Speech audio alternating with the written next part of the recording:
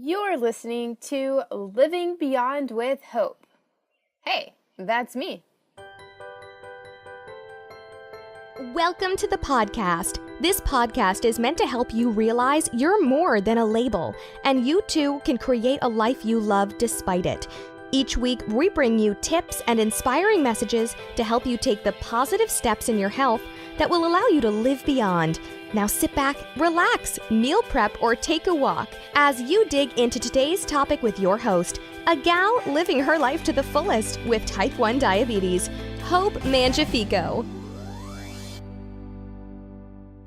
So I am here to tell you that no matter what you do, what you learn from me, what you apply to your life, bad days happen sometimes. And I do everything right. And I even have my days where I allow myself some flexibility, but I know how to overcome those times where things slip up or there are accidents or whatever. But even when you try your best, bad days can happen. I'm going to give you a quick rundown because this is for information. And I really want you to understand that I can relate, but I do want to give you a sense of encouragement. By the way, if your diagnosis isn't diabetes, just think about your diagnosis or your label and how you may be able to relate to this, okay? So Thursday, I had the best blood sugars I have ever had in my life. I was between 80 and 110, and if you don't know these numbers, no worries, just know it's awesome. I was between 80 and 110 all dang day, and I felt so good. I was like calling my husband, I was so happy, I was so overjoyed, it was like the most beautiful thing in the world. And then Thursday night came, and I couldn't get my blood sugar up. I was so low that I thought I was going to throw up because I had to keep eating food. And then I was doing this kind of fasting, which we won't talk about that here, but I was doing a type of fasting that day, and I would just hit this starvation mode, it felt like, because my sugar was so low, and I just wanted to eat the house. And then Friday morning came, and I was really high. And then that's where my roller coaster started, all the way until this morning. And I did every single thing I could think of. And I changed my insulin because I thought it might have been bad. I changed my insulin dosing because I thought, well, I don't usually have to change my insulin dosing, but bodies are goofy. So maybe this is just what it's going to take. I counted my carbs to the best of my ability, and I don't even eat that many carbs. As you guys know, if you follow me for very long, I practice low carb, high fat because our bodies are best used, I guess, or the best fuel for them are ketones, and that is really true for people with diabetes. And I couldn't exercise, and I said my body clearly needs some rest. So to have rest, I need to not do the stuff that I love. And as you may have experienced, sometimes a label feels like it limits you from doing the things you love. And I'm here to teach you that that's not the case 80% of the time, but sometimes you have to listen to your body.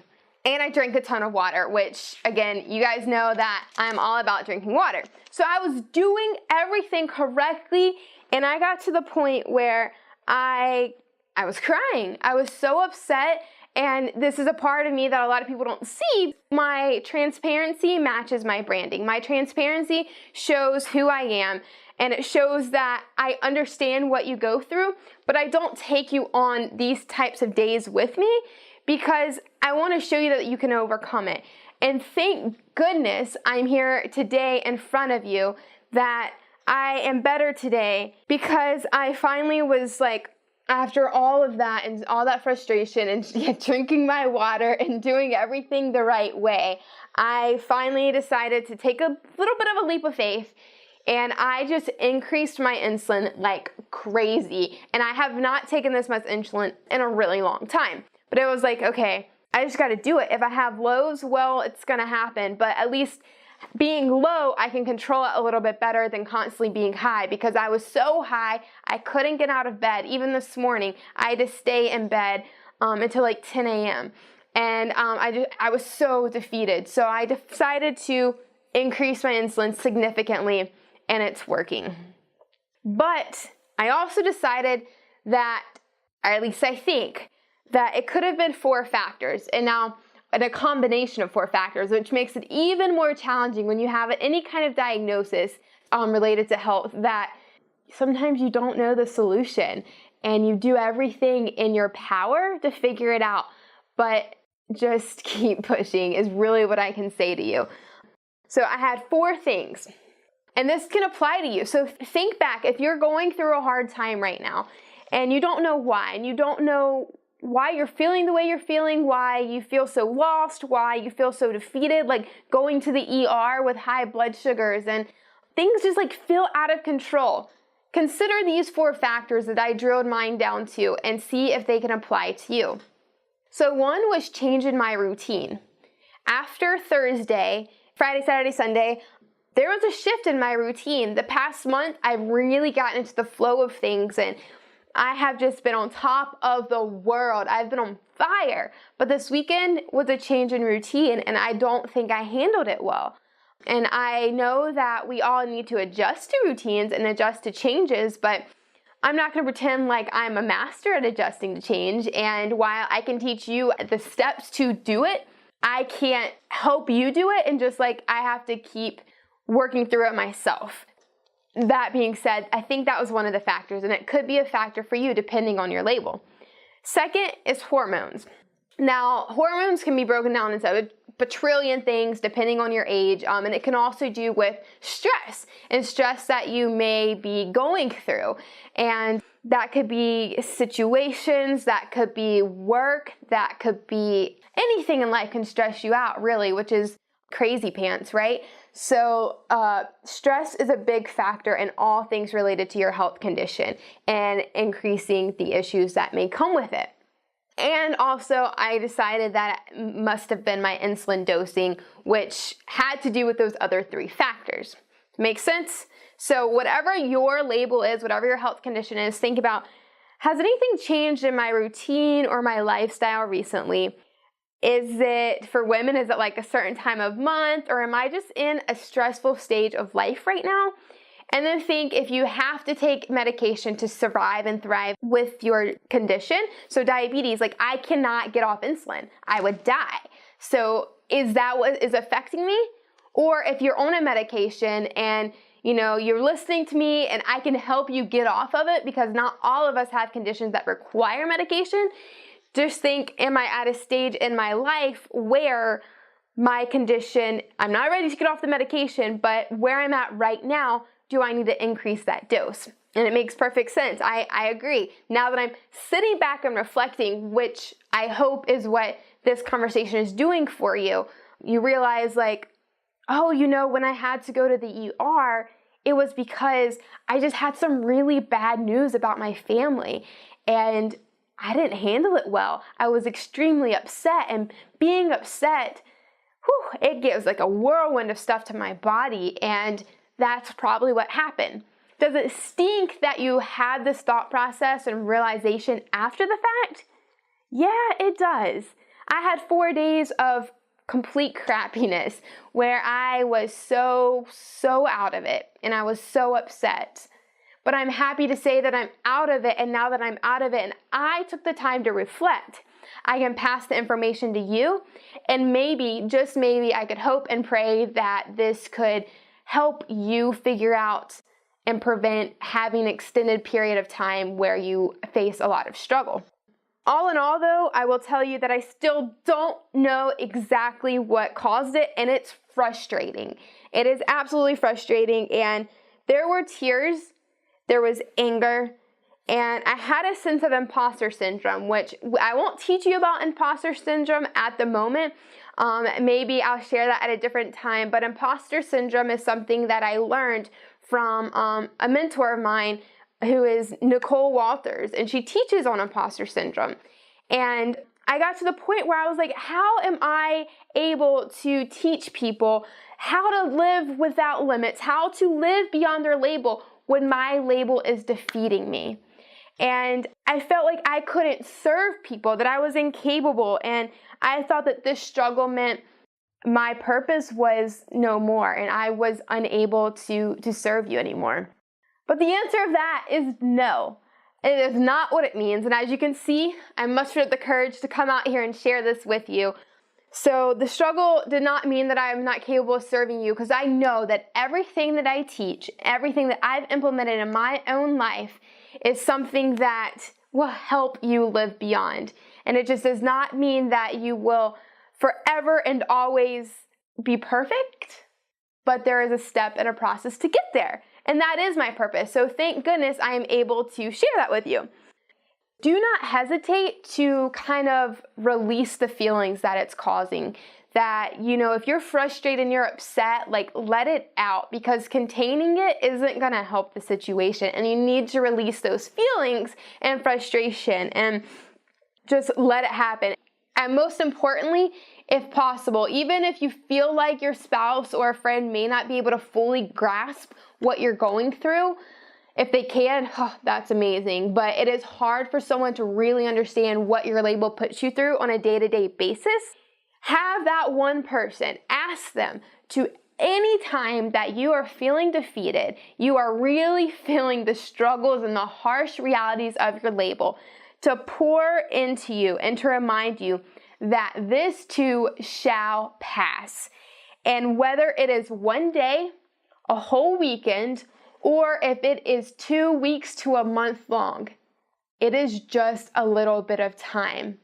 And while they don't understand, just being able to give you those words are enough for you to realize, to trigger something in your brain. That's all I needed was my husband, even though he has no idea what it feels like when my blood sugars are all over the place. He has no idea. He sees on the outside how I can't get out of bed, how I am nauseous, how I don't want to look at food, I don't want to do anything. But he will never know what I go through. However, he can speak. And he knows how to, because I've taught him, he knows how to speak truth into me and make me feel better. Counseling and therapy is so important. Even when you have outside resource like a spouse or a friend, if you can speak to someone that knows how to shed some light on how to manage your life overall, or how to not be controlled by situations, because speaking from experience, I am a born stressor, and it has taken a lot of time for me to not be that way. And I haven't gotten therapy for it. I have been looking into therapy, because being able to talk to someone who is outside of the scene, and even not a spouse or a friend, is enough to allow me to see that there's so much more out there for me to do, and this is just a small little thing in my life. And we all could use some stress management, because life is life. And no matter what you believe in, whether you have a firm foundation in faith or you just think life just happens, no matter what you believe in, we all go through stress and hardships, and there's a purpose in all of it. But the way that we respond is truly the result's going to be, and how it's going to affect the rest of our lives. So if you can have your spouse or a friend help, and any time that you're able to seek any kind of therapy, even when life is going great. That's just a side note right here. If life is rocking and you're able to get into therapy, do it. Here's something I want to leave you with. There's a thing called the 80-20 rule. A lot of you probably know about the 80-20 rule, and it can be applied to any area of your life. And I'm here to tell you that if you can, 80% of the time, if you are able to have balance in your life, you're able to balance your health condition, your nutrition, your exercise, your happiness, and you're just feel confident in who you are and what you're doing, and that you are taking the absolute best steps in your health. And the other 20% of the time, you feel like it's a little bit out of hand, but it's just 20%, and this too shall pass. You are killing it. You're straight rocking your diagnosis and your label, and that 20% is nothing compared to that 80%. So if you reflect back and you think, have I been really applying what I've learned from Hope? Have I been practicing doing my best? Have I been living my life to the fullest? Have I made sure that I am committing to me, committing to the life that I love and to the life that I desire? If the answer is yes, then you're doing a good job. And the other 20%, that can be when life happens, or when it's out of your hands. And I know I don't talk about things being out of your hands very often, and I think that's why I think some people are probably like, Hope's too much. She acts like nothing happens. Yeah, things happen. And that's what I'm here to tell you is get that 80-20 and that 20%. Just know that it does not define your whole life. And also think, as you're trying to find your balance in life, and you're trying to implement all of these things that you learned from me here or on other social media platforms or what have you, think, say like, okay, I know I'm not 100% in my life, like that's nearly impossible, but ask this one question: am I better than I was yesterday or last week or last year? And the second question is, am I balanced 80% of the time? If the answer is yes to either one of these questions, then you are living beyond your label and you are actually living a life of straight, amazing awesomeness. Really, that was very poorly worded. Clearly that wasn't planned, but you're living an amazing life. And as long as you're taking steps in the right direction, you've got this. So that's it. Hey, you still there? Thanks so much for hanging out just a little bit longer. I greatly appreciate it. If you found this episode helpful or even a little bit life-changing, it would mean the world to me to have a review in iTunes. A review in iTunes just lets me know that I am actually providing you with the correct guidance and mentorship that you need to live beyond your label and to be confident in who you are. This episode was also brought to you by my next step guide in embracing your label with confidence, which is called Choose to Live. In Choose to Live, there is a checklist of what to ask your doctors. There's an audiobook. So if you like podcasts, an audiobook filled with affirmations to remind you of who you truly are, what you're really made of, as well as some really like homework and checklist and guidance for your family members so that they can support you along the way. This episode was about community, and you cannot do this journey alone. So if you're interested in learning more about Choose to Live, just visit www.icanlivebeyond.com, and you can find that in the show notes as well at livingbeyondwithhope.com. And otherwise, I will see you on the next episode.